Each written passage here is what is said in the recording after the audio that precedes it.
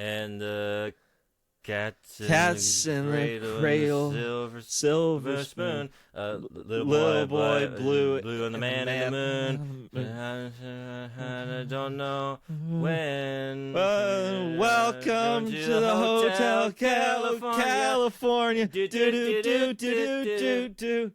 Source not found. Not found. Welcome to Source Not Found, a show about the worst versions of your favorite things. Every other week, we explore an IP, franchise, or fandom by way of its sequels, spin-offs, and side projects.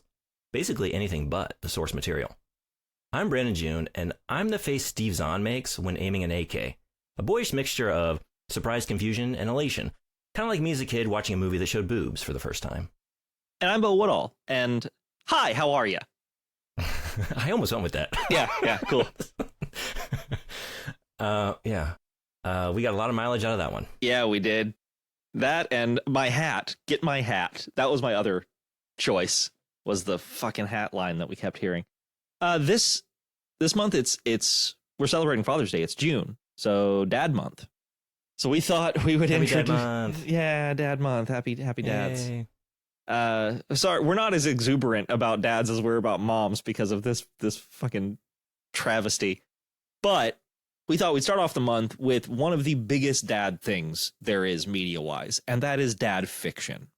Mm-hmm. Now, for those of you who aren't aware, dad fiction is things like Tom Clancy, John Grisham, that sort of thing, like military fantasy, like military male power fantasies, and the occasional like legal thriller power fantasy. Basically, a lot of books that I would go to the library as like a 9-year-old and think, that has a cool cover. That has a neat cover. And take it home and get bored within 45 minutes. Yeah, no doubt. Now, I know you didn't get bored. Yeah, no, this time we're covering, instead of doing one of the good movies based on dad fiction, I mean, like The Pelican Brief, and, like, there are some decent legal thrillers. I've never seen any of them, but decent legal thrillers made based on dad fiction. And, we both loved Reacher, and Reacher is based on dad fiction. Yeah. Like, there are good media products. This is not the case. This week we're covering Sahara by Clive Cussler, but the movie of it. And Clive Cussler has a very, very big part of my childhood brain. Not me. And that's one of the specific examples of thinking that Clive Cussler book has a neat cover. I'm going to take that home. I didn't make it through. I don't remember what the book was. I read all of them. Tell me what I missed. I read all of them. Clive Cussler is the only reason I went to nationals in the geography bee. All right. I like it. I picked up little random information about Tuaregs and stuff. Yeah. This book was one of the more, I mean, they're all ridiculous male power fantasies. Like Dirk Pitt as a character regularly like shoots people through the head with like fishing spear guns, or like breaks their neck so hard their head goes around twice. Like, it's almost cartoonish. Would have been cool to see that. Yeah, definitely would have been. It really would have been. But like, I read, starting with Pacific Vortex, which was, I believe, chronologically the first Dirk Pitt novel, all the way through, like, I stopped reading them in maybe like 2008. And they're still getting published by his son. Oh, God, 35, 40, probably more than that. Imagine just creating a franchise. I mean, I guess you don't know how long it's going to go when you start off, but spanning that long of a time frame, that many novels, and you go with Dirk Pitt. Well, he started writing in like the early 70s, I think. 70s or like late 70s, maybe. Gotta imagine that name sounded cool back then. It had to have. Dirk Pitt. Dirk Pitt. Sure. And then you have his sidekick, Al Giordino, which, just another spot on name. Was that Steve Zahn? Yeah. I don't remember his name. Okay, so I did not do a trivia corner for this movie because there's just no fucking way. Who cares? But in the books, the character of Al Giordino is described as a short, swarthy Italian man with curly black hair and a big bushy mustache. Oh, built kind of like a short walking refrigerator, like just broad shouldered and barrel chested. okay. That's not a Steve Zahn. Like, Oh, yeah. We took some liberties here. a lot of liberties, all of the liberties. Wait, so actually, speaking of, like, how does Matthew McConaughey represent Dirk? None of the characters represent the characters except for Okay. William H. Macy as General, or was it General? Admiral? Admiral Sandecker. Like, he lines up pretty well, and he looks great. Okay. Well, he's William H. Macy. He always Yeah. looks great. Yeah, that dude ages so gracefully, it's sickening. He is the only character I think that really fits the role based on the novel. The novels are Okay. they're just so cartoonish. That surprises me. I don't know what I kind of assumed they would be more straight-laced, to be honest. One of them is called Atlantis Found, and they find a hidden Nazi base in Antarctica that also has, I believe, an early version of a stealth fighter and an ancient civilization's ruins underneath that base. Why didn't we watch that one? It's not a movie. It's just neither was this. Yeah, fair. And what's funny, what they didn't show in this movie, in the book, the SS Texas, the ironclad they find, in the book, they also find the remains of Abraham Lincoln. Okay, actually, I saw something about this when I was looking through IMDb reviews, which I got a few of those, but I didn't know whether they didn't elaborate. I was like, wait, was there a ship called Abraham Lincoln that Nope. they're finding pieces of? Or no, literally Abraham Lincoln. His body, his remains were on this boat. Okay. Oh, man. That means this movie's more of a crime, because this movie's such a nothing, and the fact that there are some cool ideas here. Well, and the fact that there was even like wilder stuff they could have pulled. Okay, so I want to give a relatively well-written synopsis, because Go for it. I don't think we need to go through this movie scene by scene, because I don't think you can. I really don't. You might be able to. I don't want to. Yeah. Okay, so this review was written by Nick Raganis. Okay. Let's see if I can get through this without laughing, because some of it is so fucking buck wild to read. Hell yeah. In search of a lost Civil War ironclad battleship known as the, quote, Ship of Death, end quote, the larger-than-life hero and former U.S. Navy SEAL Dirk Pitt embarks on the adventure of a lifetime in the unforgiving deserts of West Africa. Along with his sidekick Al Giordino, the intrepid duo crosses paths with the brilliant World Health Organization doctor Eva Rojas, who investigates a disease that is killing thousands of West Africans, threatening to extinguish all life in the world's seas. Right? Fuck. It got me. Racing to save the world from environmental catastrophe, in the hunt for a ship that no one else thinks exists, Dirk, Al, and Eva must rely on their wits to outsmart a bloodthirsty tyrant and survive the blazing, shifting sands of the Sahara Desert. But in a battle the world cannot afford to lose. Can they get to the bottom of both mysteries and live to tell the tale?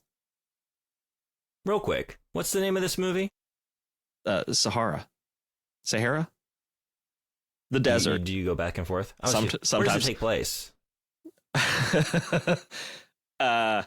Okay, so I think it's filmed in Morocco, but I think it's supposed to take place in Mali? Yeah, definitely Molly comes up. I just meant, I was trying to like not lead the question too much. What's the name of the desert? Sahara?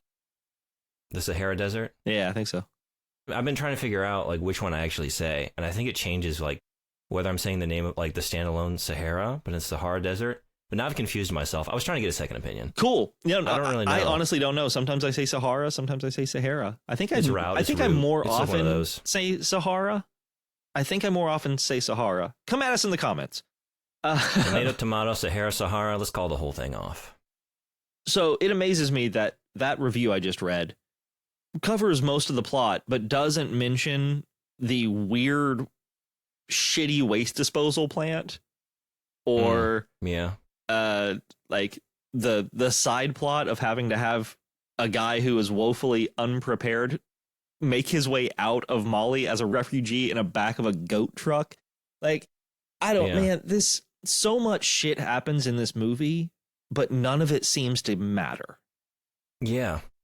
That's what I was astounded by. It's like there's constantly something happening on screen, but I just don't give a shit, and I'm trying to figure out why. So I had a talk with my wife Kaylin about this because the entire time we're watching this, she just started seething more and more about plot points, especially when they built the airplane fucking desert car thing. That was like one of the few things in the movie I liked. Yeah, Kaylin did not. She's like, oh, fucking course of course they do this. It wasn't like plausible or anything, but just like the idea of finding this defunct aircraft and like sailing it across the desert sands. That's pretty cool. They don't do anything with that idea. Yeah. They play some Steppenwolf for like 10 seconds and that's it. But that could have been something very neat. I like the idea. And the toxic waste disposal plant was trying to heat up to 5,000 degrees Celsius. Kaylin was like, the surface of the sun is 5,600 degrees Celsius. Are you kidding me? Damn, that thing's pulling in some serious power. Yeah, it is. But we were talking about this, and I had kind of a realization. And yeah, let's see if you're with me on this one. You know that the theory that Raiders of the Lost Ark, if Indiana Jones was not in that movie, the same thing would happen at the end. The bad guys would get the Ark, they'd all die. Sure. Indiana Jones does not necessarily change the plot of that movie. Mm-hmm. But that doesn't matter to us, the viewer, because he's fucking Indiana Jones. Right. This is very similar. Nothing happens in this movie.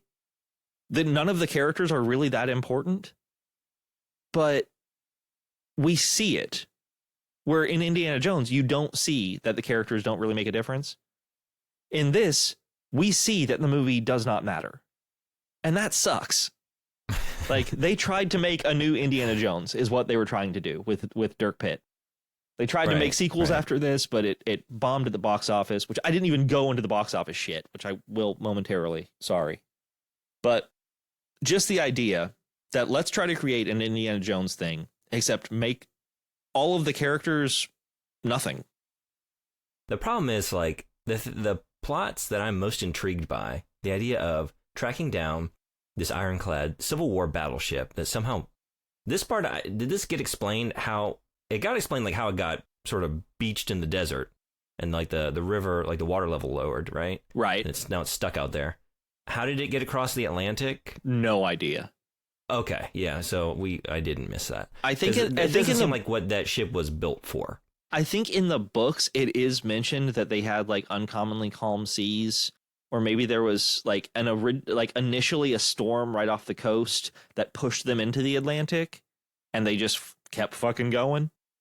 But I don't recall, but it does not get explained in the movie. That's for certain. Well, and I didn't even care that much, to be honest, because I loved the idea, like tracking down this wrecked ship out in the desert. That was a very cool idea to me, like trying to find Confederate gold. Yeah, and very, very neat. But the thing is, like, they put that on the back burner in sake of this really just rote painting by numbers bullshit of like infiltrating this facility and stopping the bomb from entering who gives a shit? And when they finally reach the ship, I mean, they have like a shootout there, but the actual like sense of discovery is non-existent. Totally diluted. Yeah, it's not even there. I don't know. It's like this movie has some cool, like, that's a cool idea. Again, like finding like this old defunct aircraft and sailing it across the desert, teaming up with like Tuaregs, like this, like getting involved in like the conflict between like them and the warlord. Right. There's something there, but they don't pursue anything far enough or do it well enough or make it interesting enough for me to give a shit about any of it.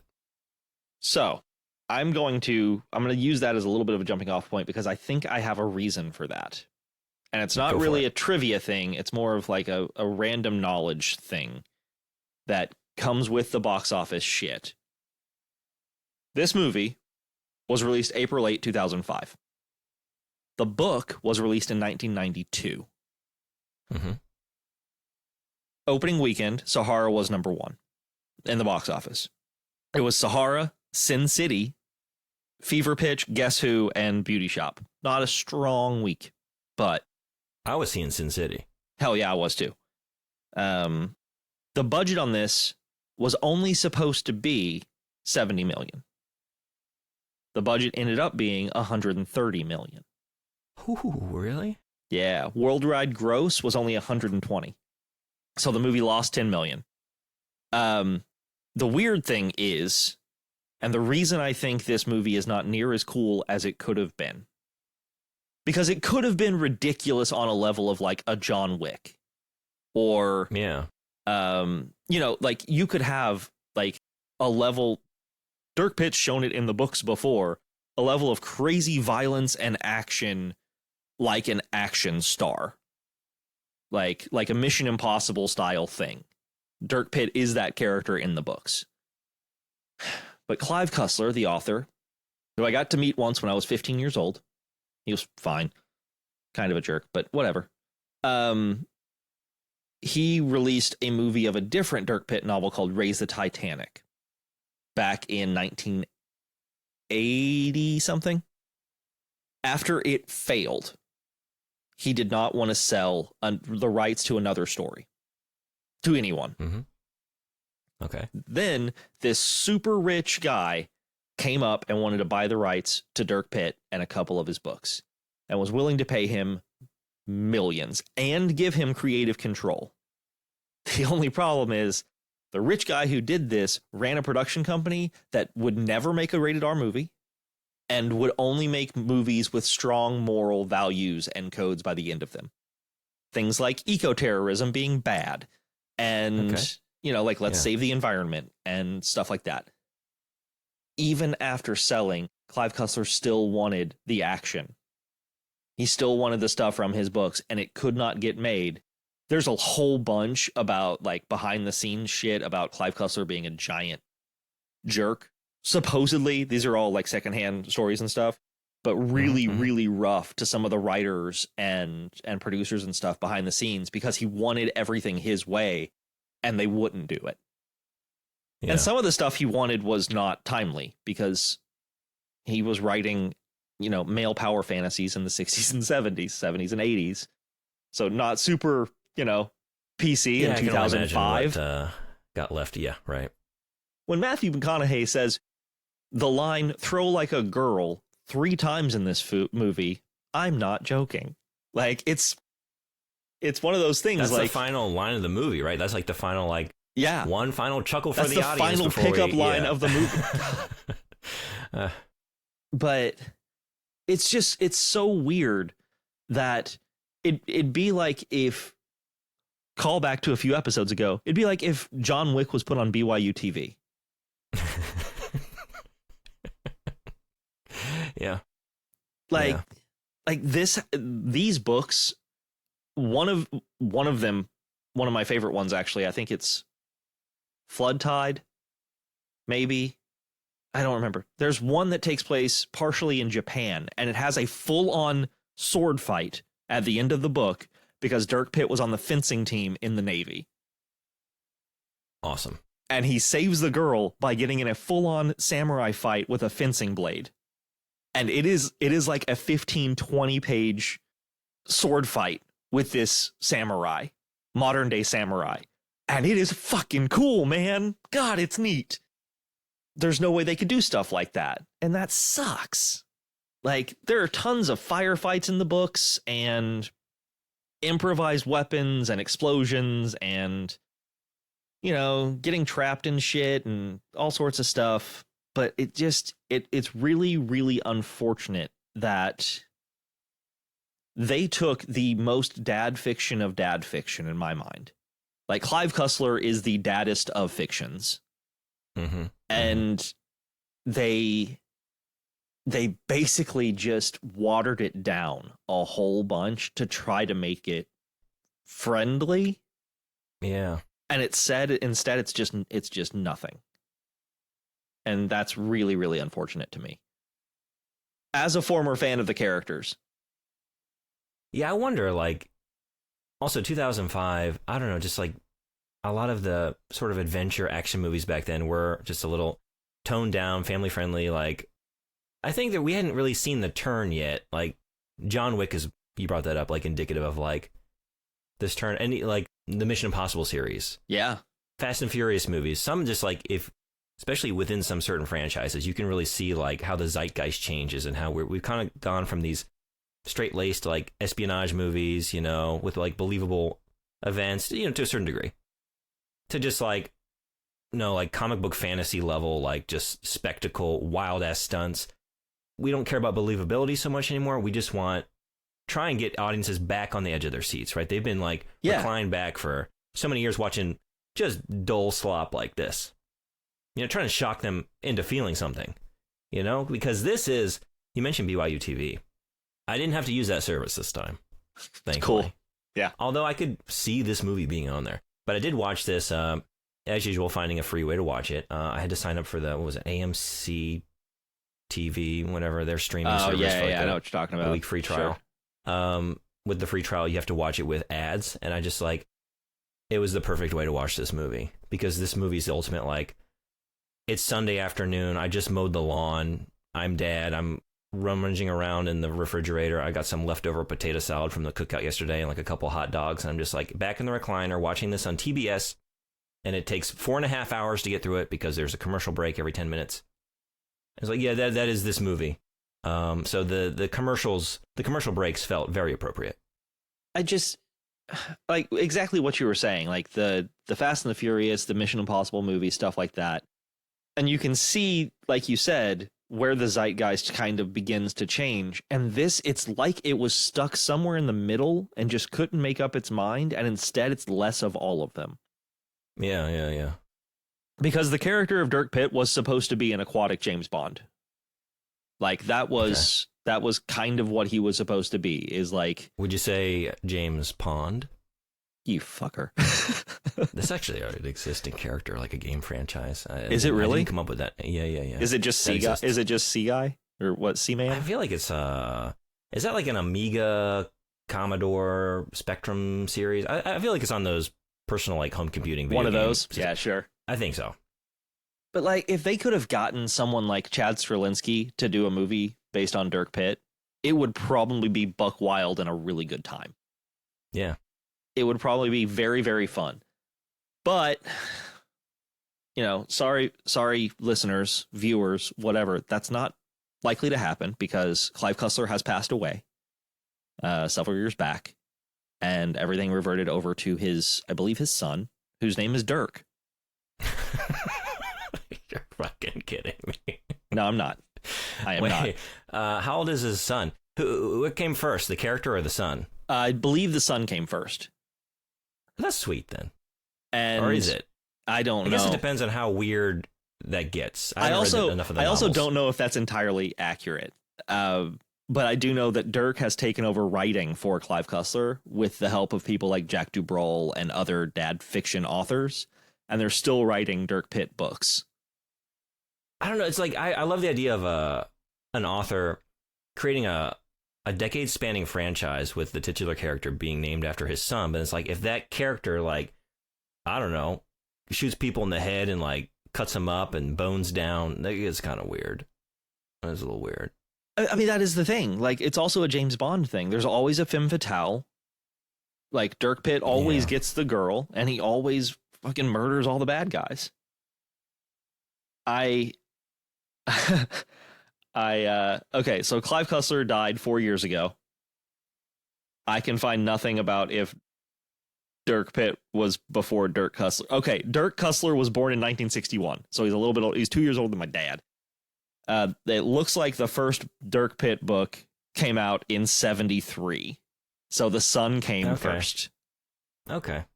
So we're talking about like his son is like 12, and now he's like writing this, maybe trying to appeal to his son. I don't know. Maybe. I'm doing a lot of speculation on an author I know nothing about, based on books I've never read. So but there's also like this the aircraft in the desert. I just like the idea. So you know the fancy car in the movie, the Avion Voisin or whatever. So there really are only like 5 of those made in the world. That was a replica. Clive Cussler has an original. Like that was one of his like a full on kind of uber Jay Leno thing.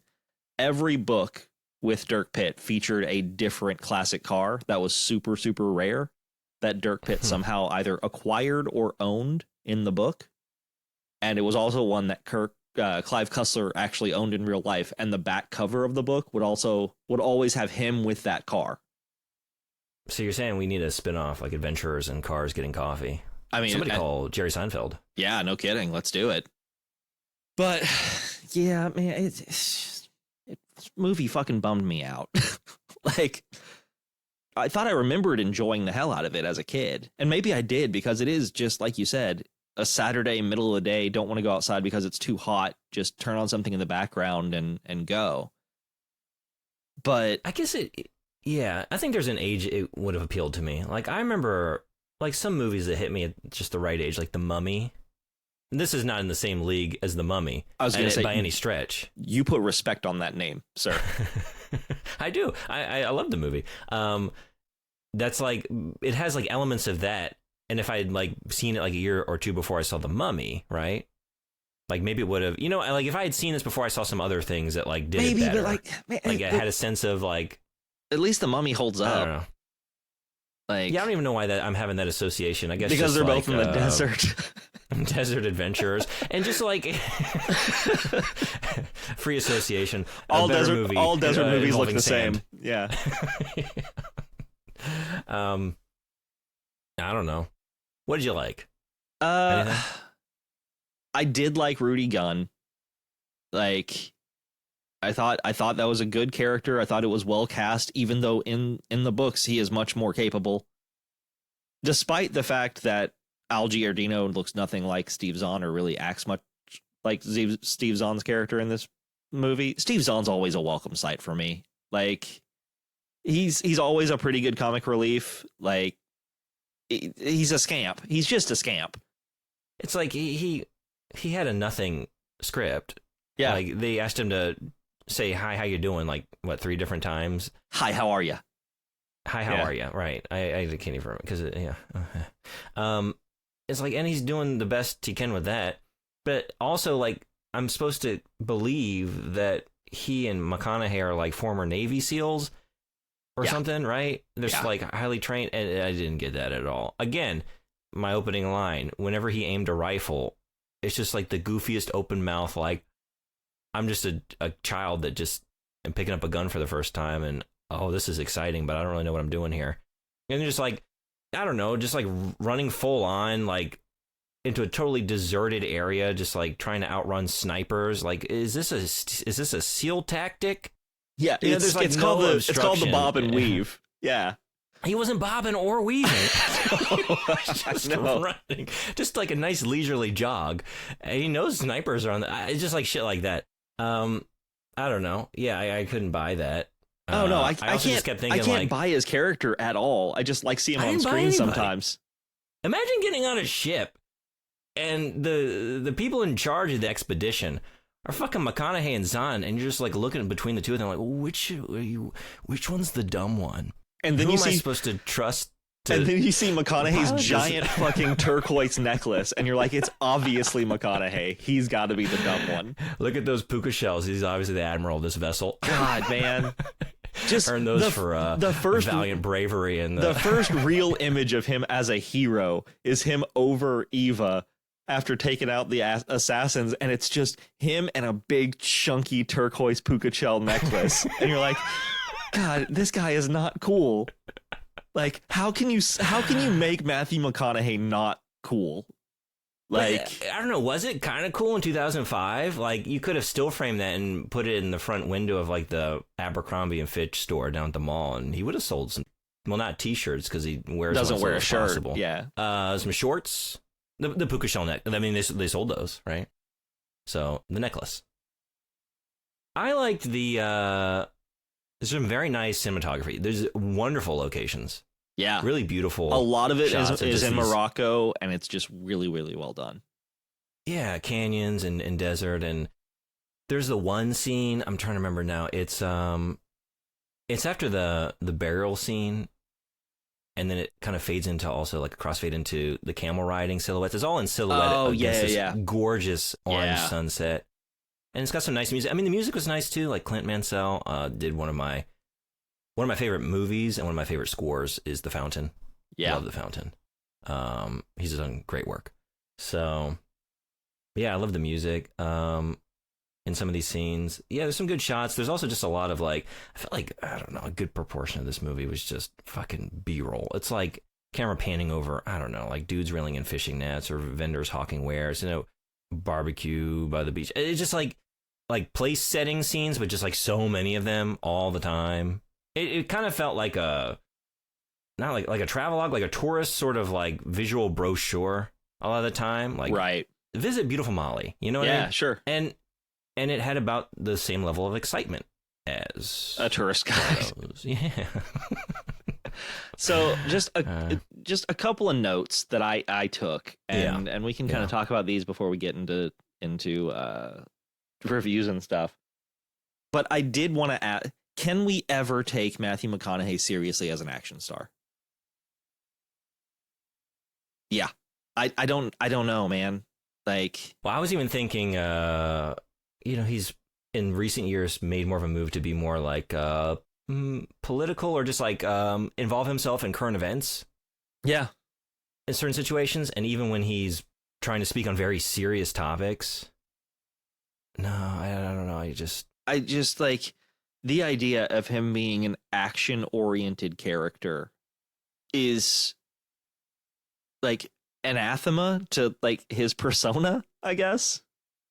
Yeah, but actually now I'm actually thinking through this because Interstellar brought me to tears nearly in the theater the first time I saw it. Sure. And damn it, yeah, no, I think he can. Really? Okay.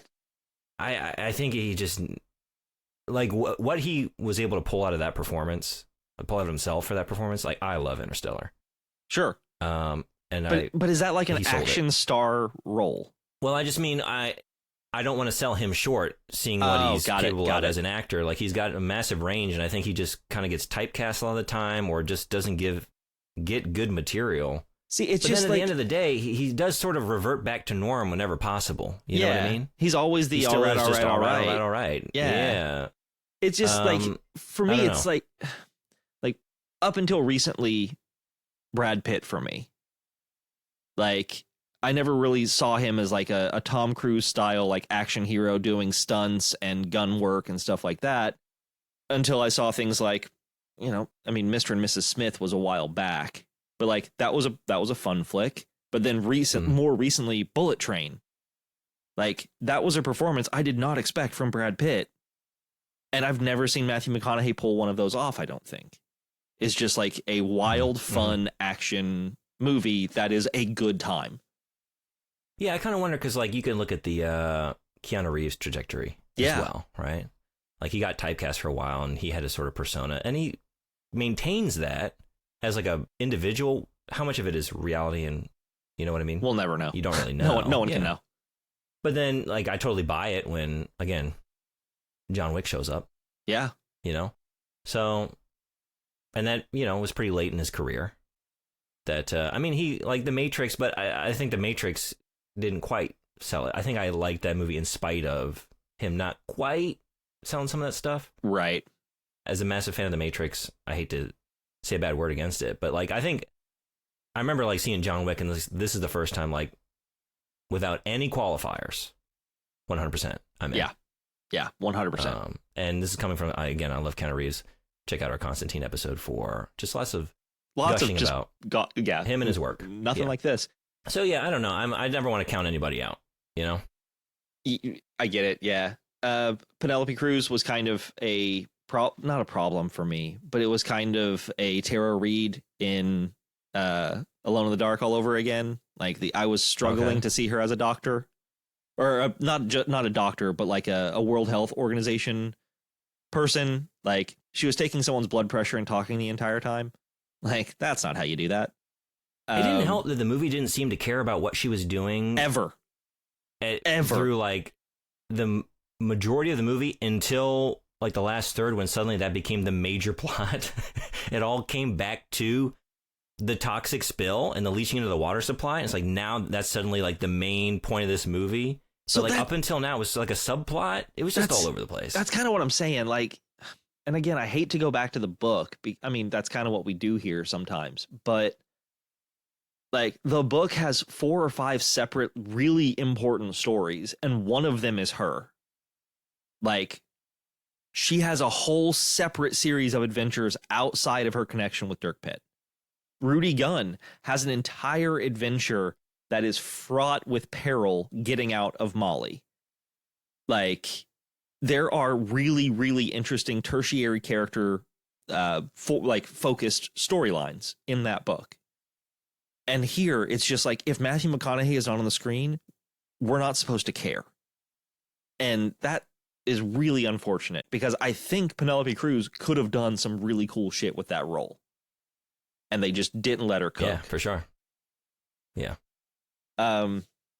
This one's a little more fun, little more fun note I took, because as you're aware, and as our listeners are probably aware by now, I am always impressed by my wife. She is one of the most brilliant people I've ever had the benefit of knowing. I am very fortunate to be with her. But there is a moment in this movie where she got a little confused, and so did I a little bit, but she got confused when we meet Kazim, when he is talking to Frank and is threatening to kill Frank, and is holding up the pistol that belonged to some lord in England or whatever, and it's a 44.45 caliber handgun, very rare bullets, and he held one up and he says, "This bullet is 27 pounds." Oh boy. I don't know where this is going. Like, it's a weird way of saying that. Like, he could have said, "This bullet costs 27 pounds." Instead, he said, "This bullet is 27 pounds." And Kaylin looks at me for a second, and she goes, "I thought it weighed 27 pounds for a second." And I was like, "Oh, awesome." That's just fucking perfect. I think it's fair. And, she caught herself, and it's, you know what I mean? Like, we all have these moments. But as you and I know, listeners might not know, we are, I think, after releasing most episodes to a certain degree, ridiculed by your wife by whatever things we got confused by or missed in the viewing or in our conversation came up. Seize these moments, seize upon them, and revel in the very rare circumstance where, we didn't have the confusion. What's funny is it's not even an L for her or a W for me.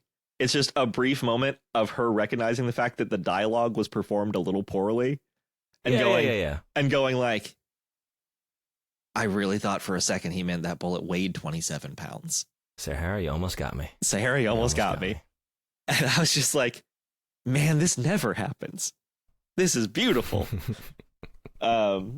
And she saw me take the note, and she goes, no, don't. No. And I was like, "Oh, no. Nope." That would have been a very funny scene. It's just like the next day, he just like, chambers each one, and then it's 30 seconds of him like trying to heave it up. I was like, okay, this thing's like 100 pounds. Just stay very still. Don't move. Wait. I almost got you in my sights. He gets 3 soldiers to help him hold his gun arm up. You 3, hold him down. You 3, hold me up. Hold my gun up. Yeah. All right. It is like halfway to the Chris Rock bit, though, about a bullet costing $5,000. Yeah. Something there, too. I mean, it's also an Eddie Izzard bit, too. Don't get rid of the guns. Just get rid of all the bullets. There you go. Question. The end of the movie. Mm-hmm. The U.S. government basically says, "Thank you for all that you've done. We will give you anything you want. What do you want?" And then the CIA guy pours Massard a glass of water and then takes the bottle with him. Do we assume that old boy just got straight up poisoned and murked? Yeah, so I took it, right? He's being served the toxic water. Like, now, I don't know if it's the specific, like, I want to believe probably they didn't have that specific, they didn't like collect any from the spill, right? So they just put Rudy did, remember? Poison in a... Rudy took the red algae, and that's where they found out what was going on. I just mean, did they have some, like, did they actually put that toxic substance in the water, or did they just put some random ass poison in there, do you think? That was my question. I feel like so if I remember correctly from the book, I think they strapped him to one of the solar panels and cooked him. Oh shit, that would have been gnarlier. Yeah, that would have been just really, really rough stuff. But it happened, and I was like, okay, that's Delroy Lindo. That's the CIA guy. He's pouring him a glass of water and taking the bottle with him. But it's all happening off screen. And then it made me realize, like, I don't know if we've seen anyone like really get. We've seen dead bodies, but we haven't seen anyone get killed. And then I found out about this production company being like, no rated R stuff, high moral value, stuff like that. So it is funny to just like obscure human misery and suffering by just massive explosion, and somehow that seems fine. And it does, like, right? You don't have the knife entering the body, or like the bullet exit wound or whatever it is, like no blood splatter, but like they just launched a cannonball into a helicopter. Yeah, they just blew that dude up. Exploded. Yeah. I mean, the two most actiony moments is one dude gets a harpoon through his hand, right, and another guy gets thrown off the waist center and crashes into a mirror. You know, and that happens early on, and it kind of sets a incorrect tone. You think there's going to be more it really of that, does. And there just isn't. I mean, like I said, in the book, he shoots one through the dude's face. Like, as part of the morality you're talking about, like harpoon, like little spear through the hand, and it's like, and the lesson is, don't mess around with sharp implements and be careful with your harpoon gun. We've successfully taught the viewers that lesson. We can move on. We're not going to revel in the violence. It wouldn't have surprised me if at one point, like, someone ran with scissors and cut themselves or something like that. Like, just ridiculous schoolyard lessons to be taught. It just... Yeah, they fall off. They kick this was like one of the more implausible things to me. They're like they unscrew the bed of the truck and kick it off the pickup truck as it's, and the driver and passenger just don't feel half the truck fall off. That is the beginning of Kaylin seething. That's the beginning of her seething. She's like, the windows are open. They heard all that. Like, he's like periodically checking, both like turning around and also looking in the side view mirror. But then you just cut to a PSA about seatbelts or something, right? And then there you go. I mean, basically, there was that. There was also like the train. It's like, you know, you're watching the conductor or whatever, like checking over his shoulder periodically. And then just like, I guess he's looking forward for a full like 3.5 minutes as they ride camels along the side. They keep cutting to like the guard on the back of the train and how they're getting away with not being seen by him. But I haven't forgotten about, and you've shown me the guy at the front of the train. Yeah. He's also keeping an eye. But then you just don't show him for a while, and I'm just supposed to believe like, well, yeah, he didn't see any of this either. Sure. So this is the only real fun trivia minutia I could find. So we can do this, and then we'll move into reviews. But sure, none of them could pull off the stunt of jumping from the camel to the train. So the only person that could was the camel wrangler himself. So he did it for all three actors. Okay. Have you ever ridden a camel? No, I have not.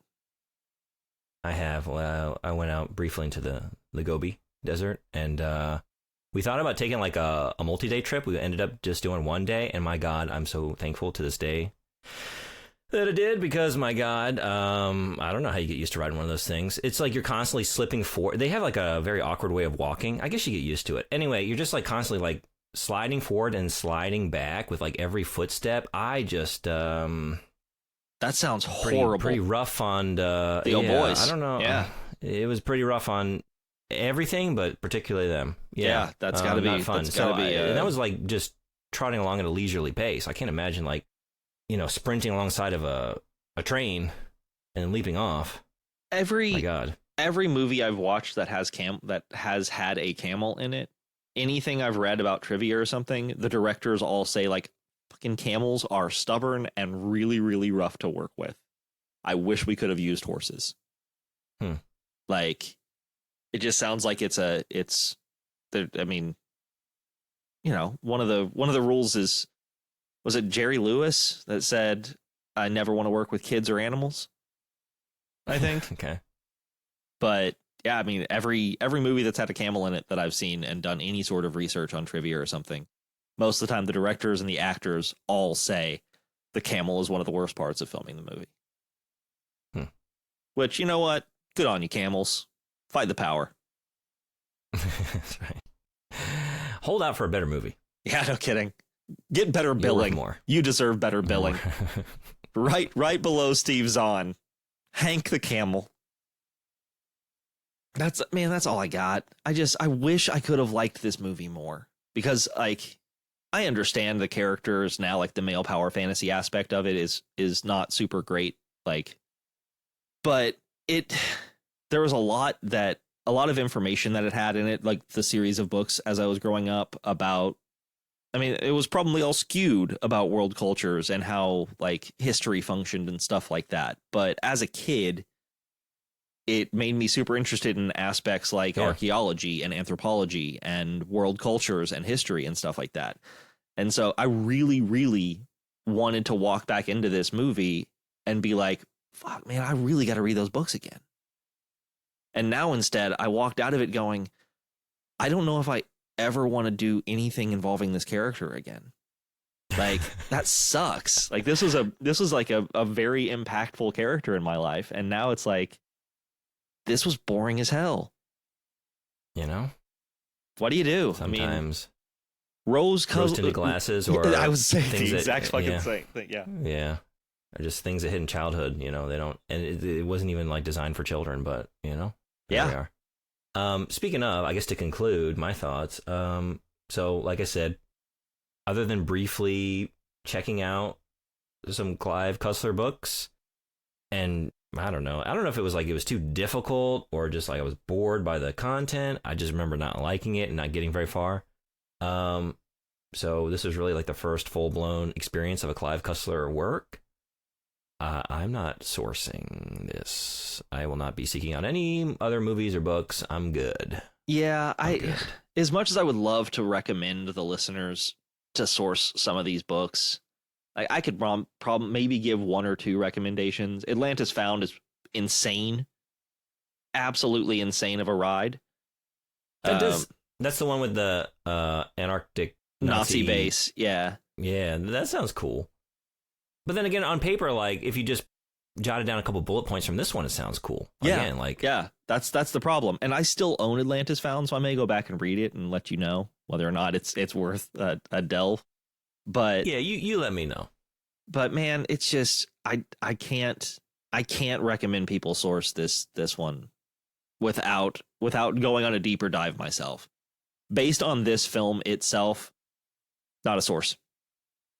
Sorry. Well, so that's what we think. Now, does IMDb recommend it? I pulled a couple. I have no like gems this time. And I think that's what this movie inspires. Not really much in either direction. Just a series of reviews that say, I tried to find the most interesting ones I could, or ones that kind of encapsulated the general vibe.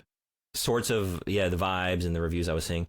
So we got a 2 out of 10. Implausibility taken to new heights from Harry My and wife. Rhonda. Oh, sorry.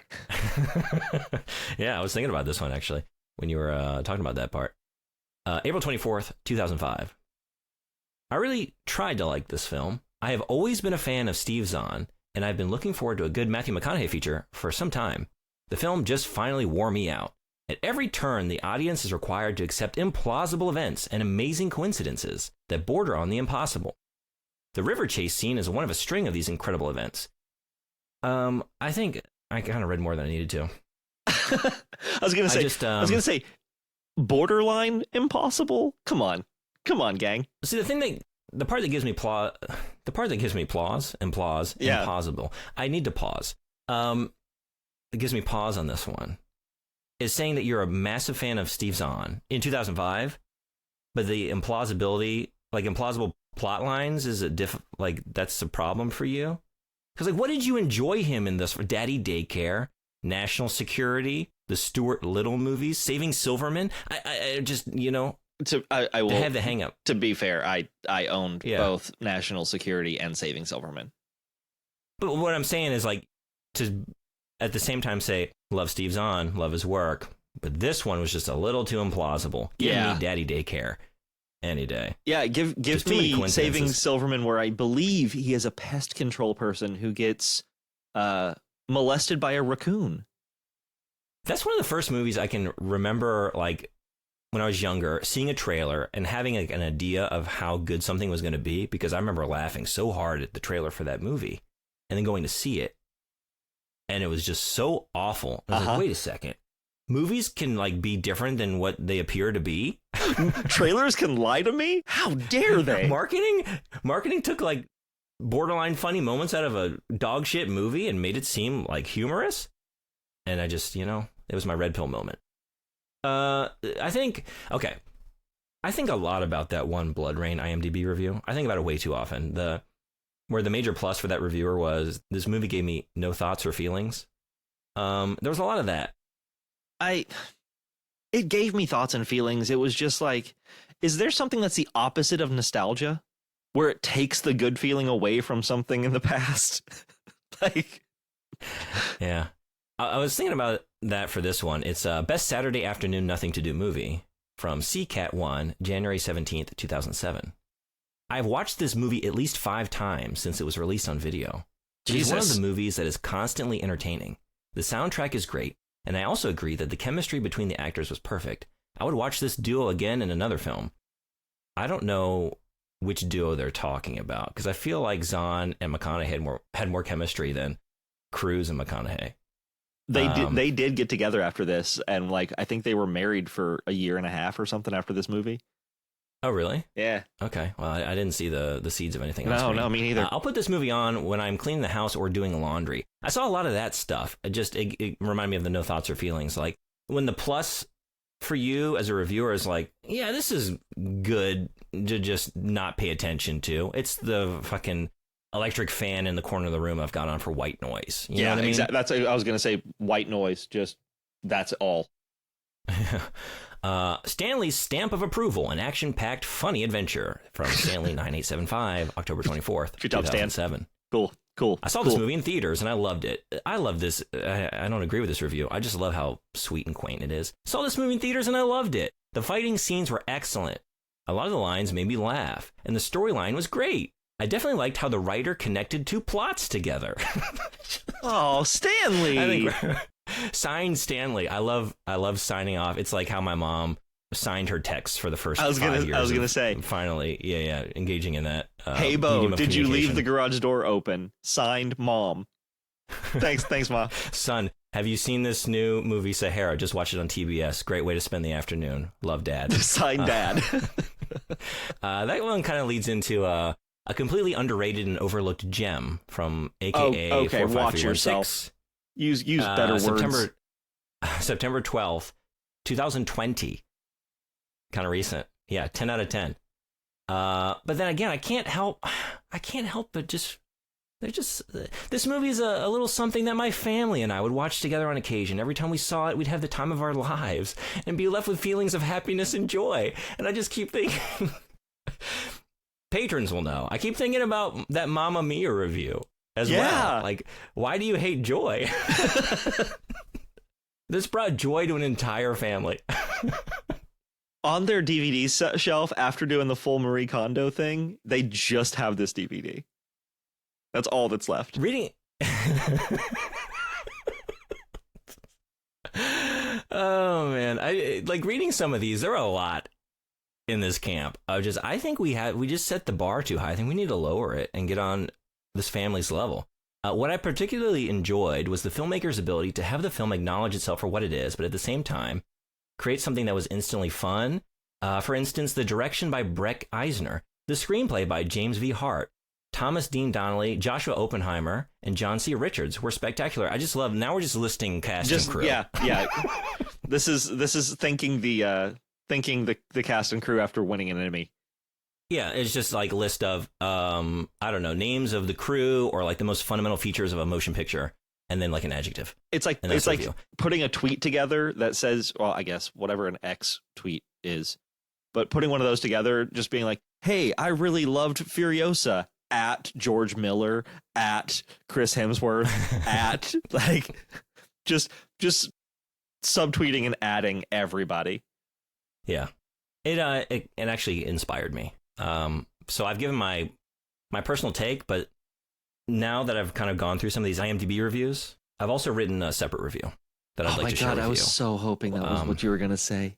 Yeah, I've reset my expectations based on this just lovable family and what they expect out of a feature film.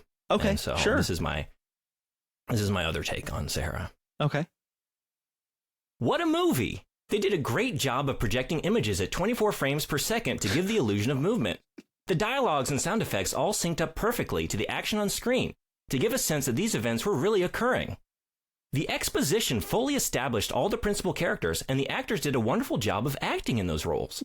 I felt myself whisked along from an inciting incident all through the rising action, which continued to rise until an exciting climax, and then fell in a satisfactory fashion afterwards to lead into a conclusion that provided a fitting solution for all the conflicts in the film. The credits then rolled at a reasonable pace, giving me enough time to read every individual's contribution to the filmmaking process, but not too slow, or I would have gotten bored and found myself lacking more names to read. Afterwards, the theater brought the lights up to a level of illumination that allowed me to perfectly see my way out, without fear of tripping down the steps or bumping into a fellow theater patron, but not too bright as to be jarring, allowing my photoreceptor rods and cones to perfectly switch roles and help me navigate my way out. After the movie, we capped the date night out with a meal at a restaurant that provided fully edible meals, served on plates that were well-sized to contain all the ingredients and contained a satiating amount of calories. The date was so thoroughly satisfying that it put me and my partner in the mood for sexual intercourse, and we finished the night by removing the bottom half of our pajamas and engaging in 4.5 minutes of silent missionary sex. Did that leave up 10 to out a of 10. satisfying climax as well? Hey guys, guess what? Cum jokes are back.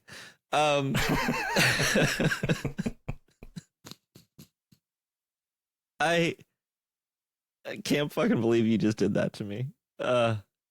Sahara. Sahara Desert. AMC, you can get a free week trial. You just got to watch some commercials. There were a lot of commercials. I felt like every 5 minutes I was getting more. Or you can be like me and have it on DVD. I meant to ask, so you own this? Yeah, of course I do. Yeah, of course you do. Yeah. Okay. I'm not proud of it anymore. So that, I mean, I'm sorry, guys. That's a bummer, huh? It's kind of a bummer. But these happen sometimes. Sorry, not much we can do about it. This one's rough. This is a rough one. It really wasn't so rough. It's just like dull. I kept thinking about this time in high school art class where we got these like plaster blocks, and my art teacher was like, "I want you to all like do like a plaster sculpture, but you're in high school and I can't give you anything like proper to work with. No chisels, no like actual sharp things. So we just had butter knives. We were just trying to make a sculpture with butter knives." And I was like, this is too fucking dull. Then that's what this is. It's Sahara. too fucking dull. Like there's an idea there I would like to execute or see it executed upon, but the butter knife is too fucking dull. But it's Dad Month. It's Dad Month, and we got more stuff coming that I think is going to be pretty cool. Pretty fun things. All dad focused all month. Oops, all dads. Oops, all dads all month. Housekeeping. We'll just get it right in there, huh? You can contact us, Source Not Found Pod or Source Not Found Podcast, wherever you find your random social media stuff. We are sourcenotfoundpod@gmail.com. Send us some stuff about your experiences with dad fiction, or, talk to us on our Discord or our Patreon or anything, really. We like talking to people. We won't leave you on red. Mm-hmm. What are you doing on Twitch for June? Hideo Kojima? Hideo Kojima, yeah. Is it really that? We did. Yeah, we're doing that. Oh, shit, yeah, dude. The pun demands it. Yeah, I was just joking. Metal Gear. No, yeah. The month of May was all Metal Gear. Metal Gear Solid. I made it through, I think 6 games or 6.5 in May. Basically, played the original MSX Metal Gear games and Metal Gear Solid. 1, 2, 3, finished Snake Eater, did the Game Boy Color Ghost Babel game, did the remake of Metal Gear Solid on GameCube, Twin Snakes. So just moving forward, more Metal Gear, more Kojima games. I'm sort of conflicted. I want to fit in some Elden Ring there because that's coming. I'm not ready for the DLC because I started I cleared it. Yeah. I got a new game plus. I'm not where I need to be to jump in, so I gotta get on that. How about you? I am deciding whether or not what my my restart character is going to be. Yeah. And it's weighing on my soul. But weighing on your souls, weighing on your runes, weighing on my right on my Elden Ring. But yeah, keep an eye out this month. Our Patreon special this month is going to be really, really neat. Brandon and I are going to go head to head in a game of Magic the Dattering. Oh, yeah. And then, later on this month, we may do something kind of fun with birds. Dads love birds, watching them, cataloging them, naming them. So I've heard. I also love that you threw out Magic the Dattering. Like, that's a thing that people know. But yeah. It is now. That's the tease. What is Magic the Dattering? Did he just misspeak? No, he spoke. He spoke correctly, concisely, intention. Yeah, just like the dialogue in Sahara. All these dads. This deck of dads weighs 27 pounds. Somebody feed these dads. Get some hot dogs instead. Somebody feed these dads. Oh, hi. How are you?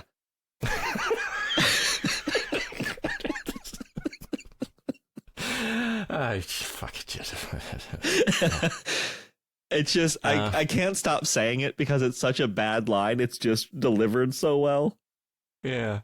Oh fuck. And every time it's like he's like almost winking at the camera, like, call back to last time I did this. Yeah, same line you heard 10 minutes ago. Hey, how are you? Yeah. No, you are calling back to a thing that previously occurred. This is a callback. Yes. Well, good job. Well done. Good job, Steve. Mm-hmm. You did it. But from us here at Source Not Found Pod, as always, keep an eye out for clowns in those white vans and check your toilets for Freddy Krueger. And, shh, okay. Looks like Sahara's over, and, we finally got our dad down for a nap.